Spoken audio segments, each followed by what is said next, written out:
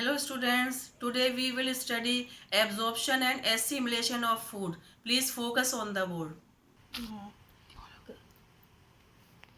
Absorption of food.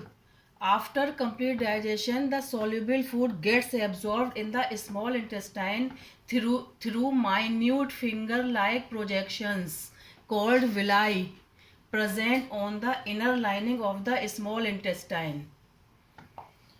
Complete digestion के बाद जो सॉल्यूबल फूड होता है वो कुछ छोटे छोटे फिंगर लाइक प्रोजेक्शंस जिसको हम विलाई कहते हैं जो कि स्मॉल इंटेस्टाइन के इनर लाइनिंग में प्रेजेंट होते हैं के द्वारा सॉल्यूबल फूड को एब्जॉर्ब कर लेते हैं.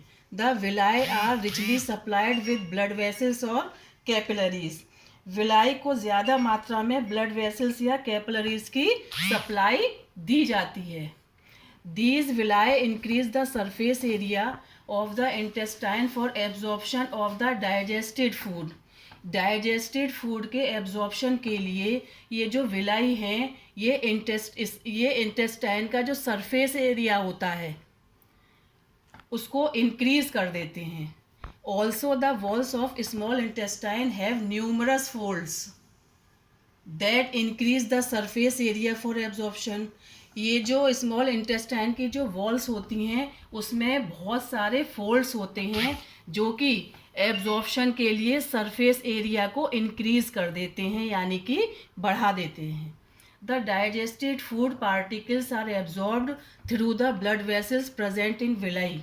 ये जो डाइजेस्टेड फूड पार्टिकल्स होते हैं ये ब्लड वेसल्स के थ्रू यानी कि जो ब्लड वेसल्स विलाई में प्रेजेंट होते हैं उनके थ्रू एब्जॉर्ब हो जाते हैं, एब्जॉर्ब कर लिए जाते हैं. Second is assimilation of food. Students assimilation के बारे में हम पहले भी स्टडी कर चुके हैं. जो फूड एब्जॉर्ब किया जाता है उस एब्जॉर्ब फूड को जब बॉडी के अदर पार्ट्स यूटिलाइज करते हैं इस प्रोसेस को एसिमिलेशन कहते हैं. The absorb nutrients are then carried to different parts of the body through the blood for utilisation, production of energy और इवन स्टोरेज. जो एब्जॉर्ब न्यूट्रिएंट्स होते हैं वो यूटिलाइजेशन के लिए ब्लड के थ्रू बॉडी के विभिन्न पार्ट्स में ले जाए जाते हैं एनर्जी के प्रोडक्शन और स्टोरेज के लिए. Glucose on combining with oxygen inhaled through the respiratory system releases energy. Inhaled का मतलब आप जानते हैं, इनहेल मतलब ऑक्सीजन को अंदर लेना, एक्सहेल्ड मतलब होता है बाहर निकालना. जब ऑक्सीजन इनहेल करने के बाद ग्लूकोज से मिलती है तब वो हमारी बॉडी में एनर्जी प्रोड्यूस करती है.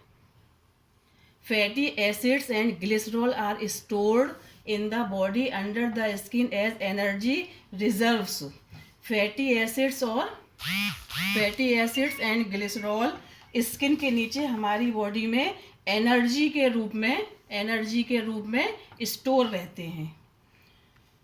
Amino acids are utilised growth and repair of the body.